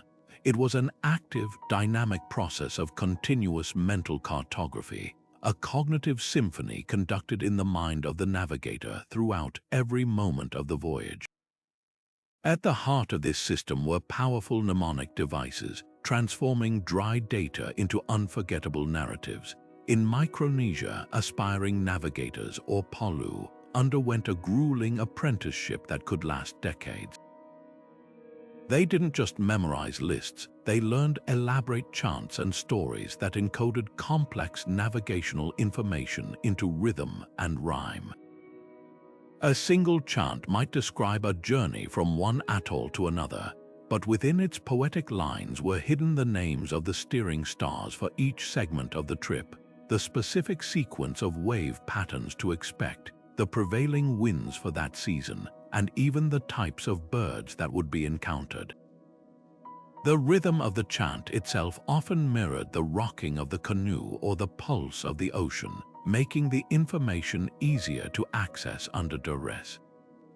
This was knowledge set to music, an oral library where every verse was a chapter in a grand atlas of the Pacific. These stories weren't merely functional, they were also sacred, often containing mythic references to ancestors and gods, which deepened the emotional resonance of the information and ensured it was treated with the utmost respect and care, guaranteeing its accurate transmission from one generation to the next. The mental model they constructed was far more sophisticated than a simple picture. It was a multi-sensory, four-dimensional cognitive map. A master navigator didn't just visualize a static chart, he situated himself at the center of a living, rotating globe. He knew that as the night progressed, the rising point of one star would be replaced by the setting of another, and he would seamlessly transition his steering reference from one celestial body to the next. He could feel the dominant swell direction through the seat of his pants and the soles of his feet, using that tactile sensation as a constant baseline to correct for any drift caused by wind or current. He integrated the sound of breaking waves on a distant reef, the smell of the air, and the specific taste of the salinity into his positional awareness. His brain was constantly performing a breathtaking act of synthesis, cross-referencing this endless stream of sensory input with his internalized library of chants and stories to continuously update his position. He wasn't just remembering a route, he was living within a constantly updating spatial reality that he himself was constructing and navigating in real time. This mental prowess highlights a profound truth about human potential. In an age where we offload even simple memories to our digital devices, the capacity of these ancient navigators seems almost superhuman. Yet it was a skill cultivated through intense, deliberate practice and a deep, respectful relationship with knowledge. Their minds were not inherently different from ours. They were simply trained to a peak of performance that modern life rarely demands. The cognitive maps they built were so detailed and robust that they could withstand the psychological pressure of weeks at sea with no visual confirmation of their position, a testament to the incredible power of the human brain to not only store information but to weave it into a coherent, reliable, and actionable model of the world. This art of mental mapping represents one of the highest achievements of human cognition, a perfect marriage of memory, observation, and imagination that turned the vast, trackless ocean into a familiar and navigable home. This incredible web of maritime knowledge was never a secret guarded by a single culture. It was a grand, global conversation conducted across the waves, a continuous exchange of ideas that propelled the entire world forward. The greatest innovations in navigation spread not through conquest alone, but through the quieter, more powerful forces of trade, migration, and the simple, shared human desire to explore. Picture the ancient ports of the world, Alexandria, Canton, Zanzibar, Baghdad, as bustling intellectual hubs where sailors, scholars, and merchants from different continents would gather. In these crowded harbors and smoky taverns, stories were swapped, charts were compared, and a new device glimpsed on a foreign ship could change the course of history. The Arab astrolabe, a breathtakingly intricate brass model of the universe used to measure the altitude of stars, began its journey as a Greek invention. Arab scholars and craftsmen refined it into a sophisticated navigational and astronomical instrument, which then traveled into medieval Europe, where it became the cornerstone of the Age of Discovery, guiding Portuguese and Spanish explorers around the globe. This was not a simple hand-off. It was a centuries-long process of improvement and adaptation, each culture adding its own layer of genius to the tool. Perhaps the most profound example of this maritime melting pot was the Indian Ocean Trade Network, a true Silk Road of the sea that operated for millennia. Chinese junks, with their massive hulls and watertight compartments, sailed west carrying porcelain and silk. Arab dhows, with their iconic triangular lateen sails perfectly designed for tacking against the wind, sailed east with frankincense and glassware. Indian and Malay traders connected these routes, weaving a continuous web from the South China Sea to the eastern coast of Africa. Along with spices and textiles, they traded knowledge. It was through these interactions that one of the most transformative inventions in history migrated westward, the magnetic compass, originally developed in China during the Han Dynasty for spiritual geomancy. Its potential for navigation was quickly realized. By the 11th century, Arab and Persian sailors had adopted it, and by the 12th, it had reached Europe. This simple device, a magnetized needle floating in a bowl of water, demystified direction on overcast days and in featureless seas, giving sailors a constant, reliable reference to north that was independent of the weather. Its adoption didn't erase the older skills of celestial navigation or wave piloting. Instead, it complemented them, creating a more robust and resilient system of wayfinding that made long-distance travel safer and more predictable. Even the seemingly isolated genius of Polynesian wayfinding likely has roots in this ancient dialogue of discovery. The ancestors of the Polynesians were the Lapita people, whose maritime expansion originated in Southeast Asia. Their initial voyages would have drawn upon the navigational knowledge of the entire Austronesian world, a shared heritage of reading stars, swells, and bird behavior that was then refined and amplified to an incredible degree as they ventured further into the open Pacific. This suggests that the pinnacle of non-instrument navigation was not born in a vacuum, but was the culmination of thousands of years of accumulated wisdom, passed down and perfected across generations and across ocean basins. This cross-pollination reminds us that the history of exploration is not one of isolated geniuses or competing nations, but a collaborative human project. A breakthrough in a Chinese workshop, a new sailing technique developed on an Arabian dhow, a star chant composed on a Polynesian canoe, each could ripple out across the world, connecting humanity in a shared quest to understand and navigate our planet.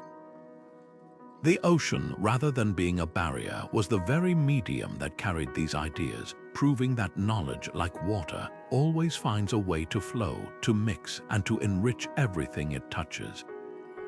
For all their genius and hard-won skill, the life of an ancient navigator was one lived on a knife's edge, where a single misjudgment or a moment of bad luck could unravel weeks of careful planning.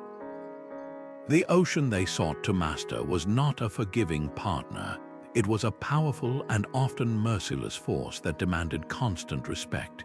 Beyond the intellectual challenge of reading the stars and waves lay a brutal array of physical dangers that made every voyage a genuine gamble with fate.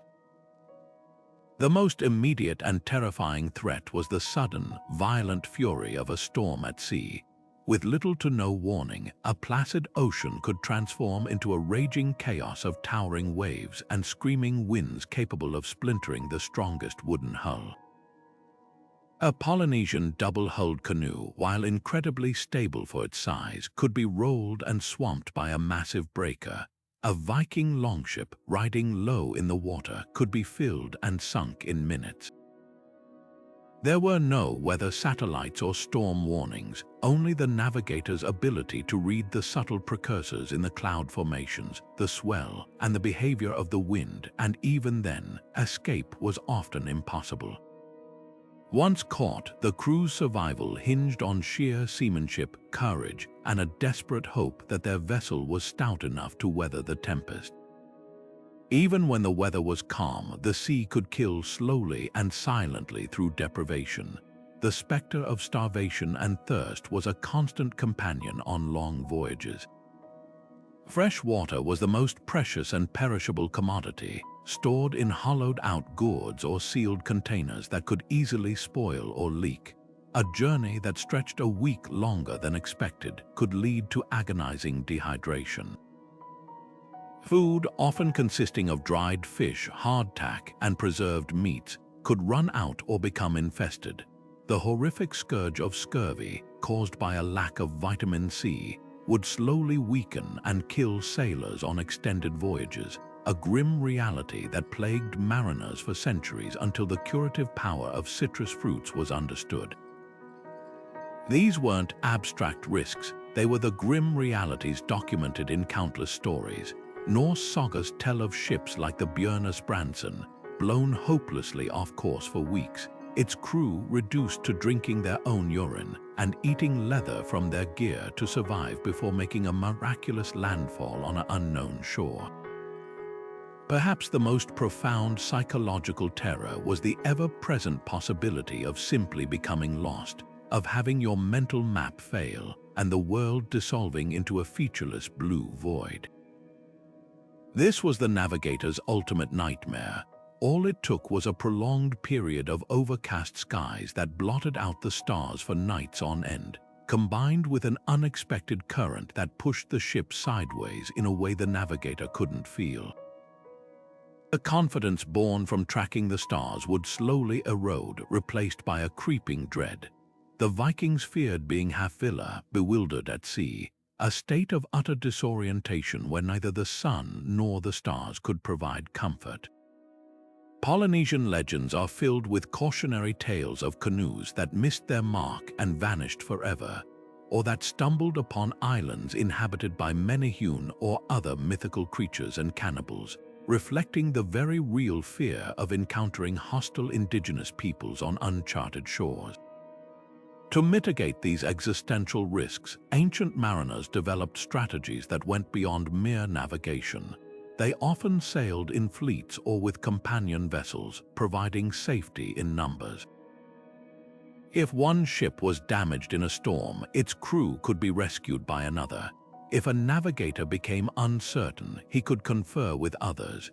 They also stuck to known seasonal schedules and followed the paths of migratory birds, nature's own seasoned travelers who knew the safest and most direct routes between lands. These practices show that their expertise wasn't just about finding the way, it was about managing danger. Every successful voyage was a complex equation balancing audacious confidence with prudent caution, deep knowledge with a humble acceptance of the sea's ultimate power. The stories of those who didn't return were woven into the training of those who would follow, a sobering reminder that the line between legendary explorer and forgotten casualty was terrifyingly thin. Yet for all the brilliance of these ancient systems, the relentless march of modernization and colonization nearly erased them from memory. By the mid-20th century, the profound art of non-instrument navigation was on the verge of extinction, preserved only in the minds of a precious few elders. The very idea that anyone could sail across thousands of miles of open ocean without a compass, let alone a sextant or radio, was dismissed by the Western world as pure myth, a romanticized fragment of a primitive past. This dismissal was not just academic, it was a blow to the cultural identity of entire peoples, severing them from the seafaring heritage that had defined their ancestors. The ocean, once a pathway, had become a barrier, and the stars above were reduced to mere decoration. But then, in an incredible act of cultural resurrection, a group of visionaries in Hawaii decided to prove the skeptics wrong. They embarked on an audacious project to build a full-scale, working replica of a traditional Polynesian voyaging canoe, using only the materials and tools that would have been available centuries ago. This vessel, named Hokulea, or Star of Joy, was not meant for a museum. It was built for one purpose alone: to sail the ancient star path from Hawaii to Tahiti using only traditional wayfinding methods, to breathe life back into a dying art and, in doing so, revive the soul of a culture.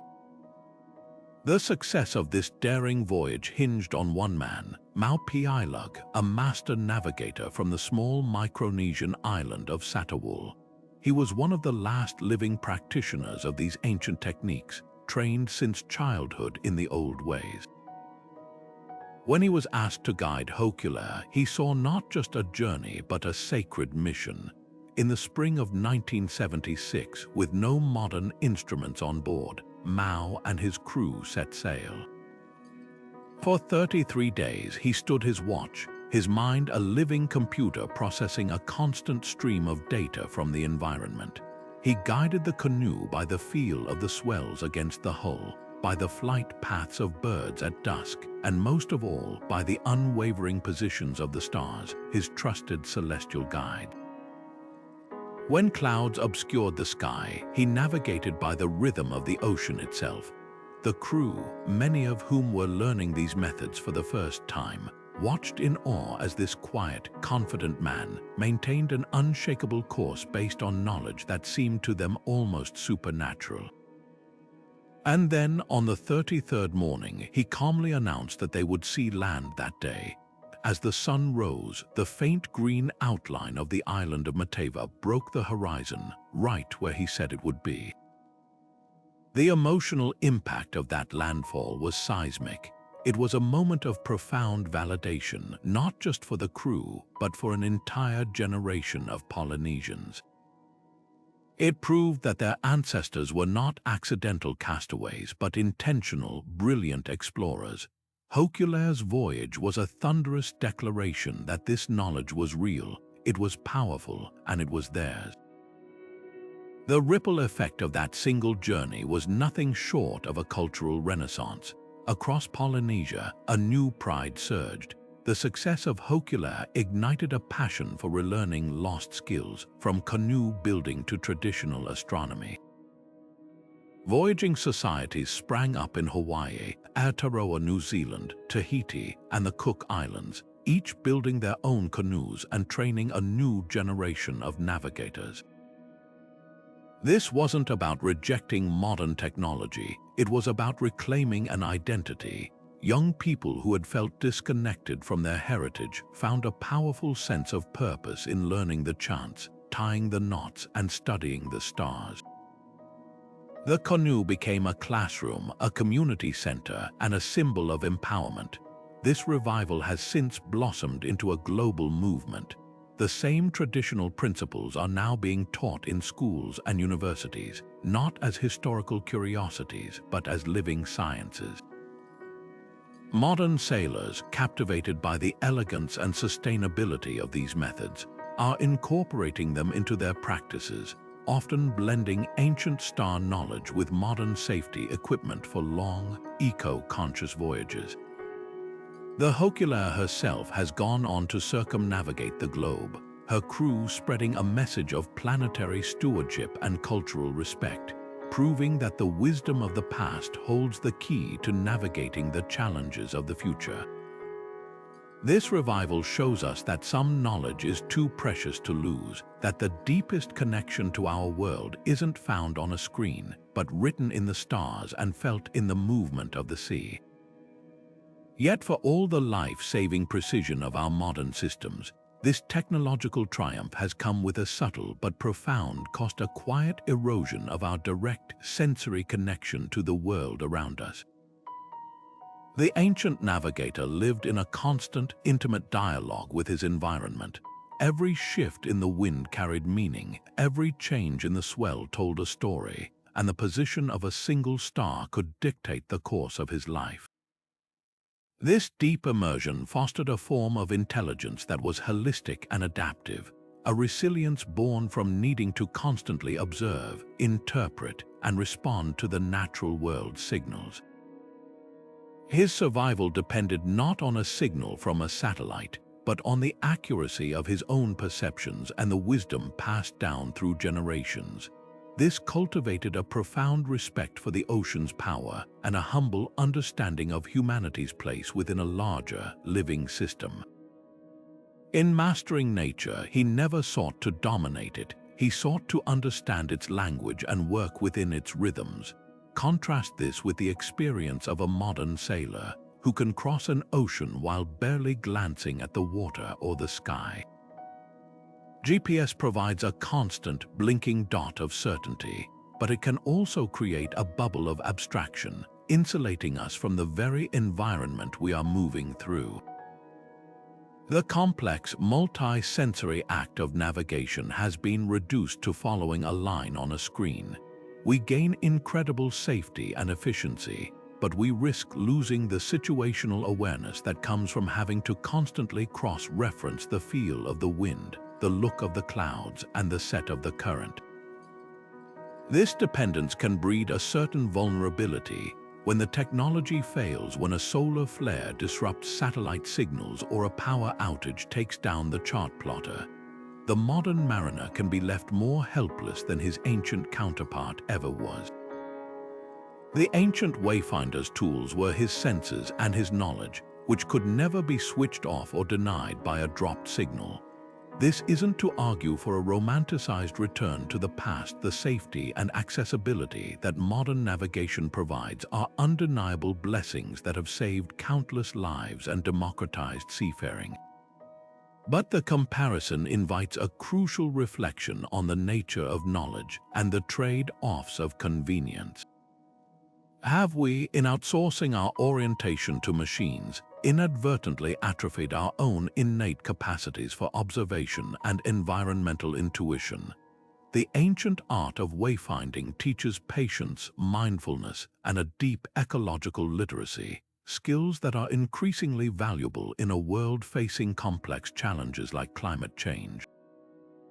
Perhaps the most promising path forward isn't a choice between one and the other, but a thoughtful integration of both.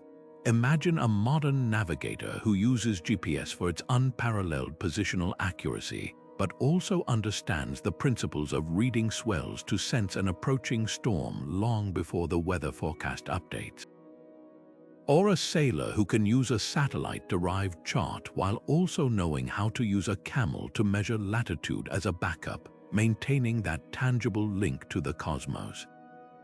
This hybrid approach combines the best of both worlds, the safety net of technology and the resilience, wisdom, and profound connection fostered by ancient skills.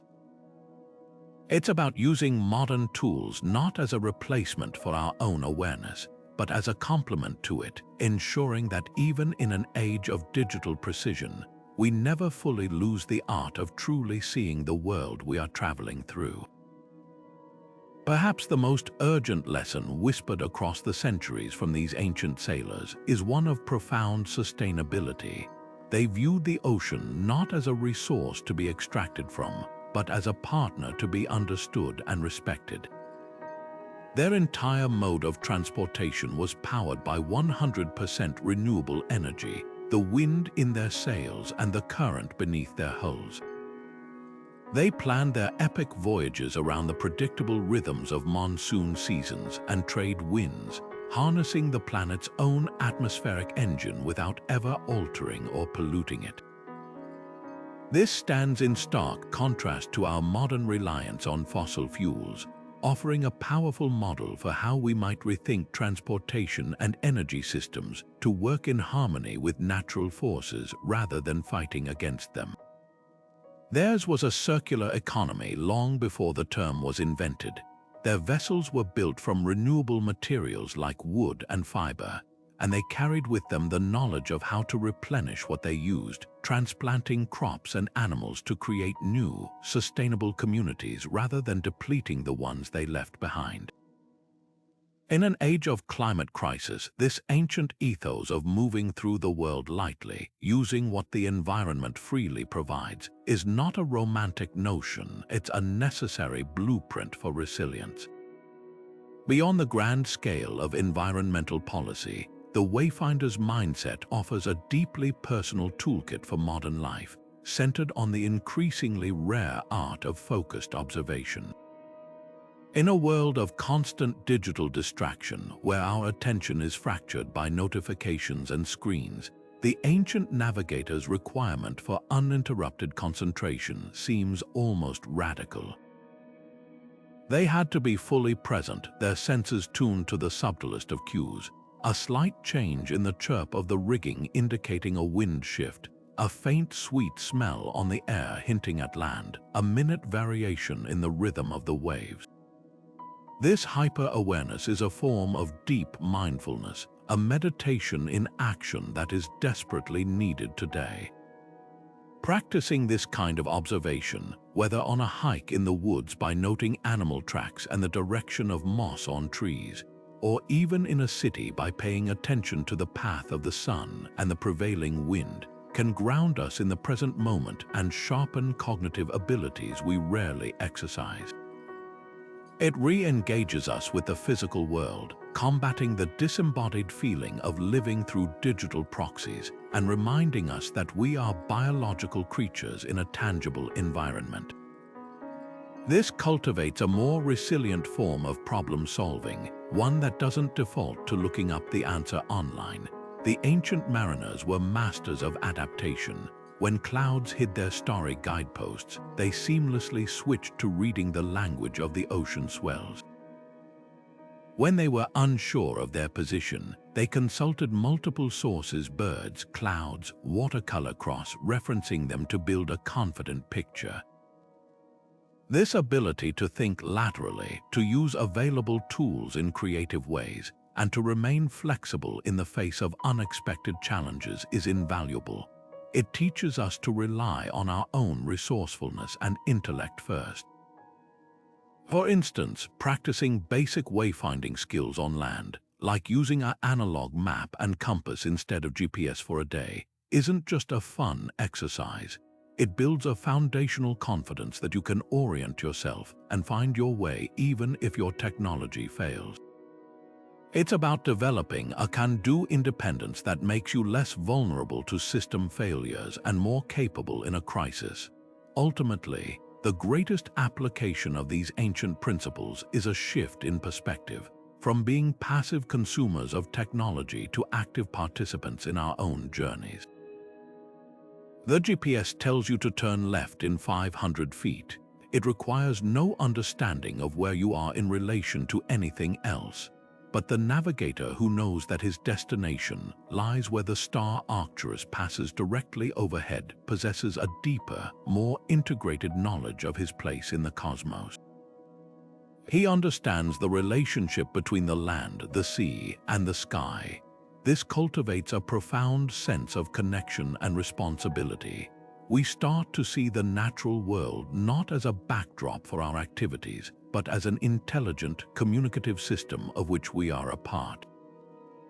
The lessons of the ancient mariners urge us to look up from our screens, to feel the wind on our faces, to notice what the birds and the clouds are telling us, and to remember that the most sophisticated guidance system ever created is the one that connects a curious, patient, and observant human mind to the vast, beautiful, and intricate world around us. Of course, the romantic image of an ancient mariner, guided solely by mystical instinct or a single magical artifact, makes for a compelling story. But the true history of their navigation is far more fascinating because it's rooted in real, hard-won human skill rather than fantasy. Take the famous Viking sunstone, for instance. Popular lore might have you believe it was a kind of crystal ball that magically pointed the way, but the reality is a brilliant application of observed natural physics. The sunstone, likely a piece of calcite crystal known as Iceland spar, works through a property called double refraction. It doesn't create light, it filters the polarized light that permeates our atmosphere even on overcast days. By rotating the stone and looking for the point where the two light beams within the crystal align to their brightest point, a skilled navigator could deduce the sun's position with stunning accuracy behind a thick veil of clouds. This wasn't magic, it was a sophisticated tool, and its power wasn't in the crystal itself, but in the deep knowledge of the person using it, a person who could then cross-reference that solar bearing with his understanding of currents, bird behavior, and wave patterns.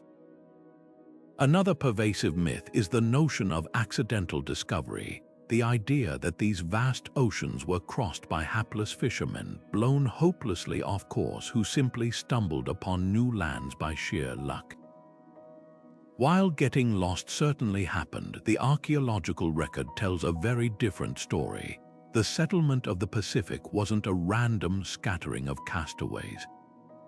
When we examine the oldest layers of archaeological sites on islands thousands of miles apart, we find a telling pattern. The settlers didn't just arrive with a few survivors clinging to a wrecked raft.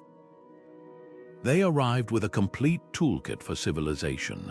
They brought domesticated animals like pigs, chickens, and dogs. They brought the seeds and cuttings of their most vital food crops: taro, yam, breadfruit, and coconut. This wasn't an accident. This was a deliberate, well-planned migration. They were packing for a one-way trip to a new home, demonstrating an intentionality and a confidence in their navigational abilities that completely refutes the idea of accidental discovery. They knew they could find these specks of land in the vast blue because they had the skills to do so, and they knew they could not return, so they brought everything they needed to build a new life. We must also dispel the Hollywood image of a lone, grizzled navigator single-handedly guiding a ship through the unknown. While a master navigator held a position of immense respect, he did not work in a vacuum. On a Polynesian voyaging canoe, the entire crew played a role in reading the environment. Younger apprentices would be tasked with constantly watching the horizon for birds or cloud formations. Others would be feeling the pull of the currents on the steering paddle or watching the set of the sails. Information flowed continuously to the navigator, who synthesized it all into his mental map.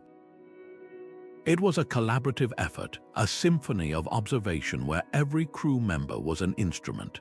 Furthermore, the idea that this knowledge was easily acquired is a disservice to the years of rigorous training. A navigator's apprenticeship began in childhood, often involving blindfolded exercises to sharpen the other senses, and required the memorization of vast amounts of information through chants and stories. This was a lifelong discipline, not a simple innate talent.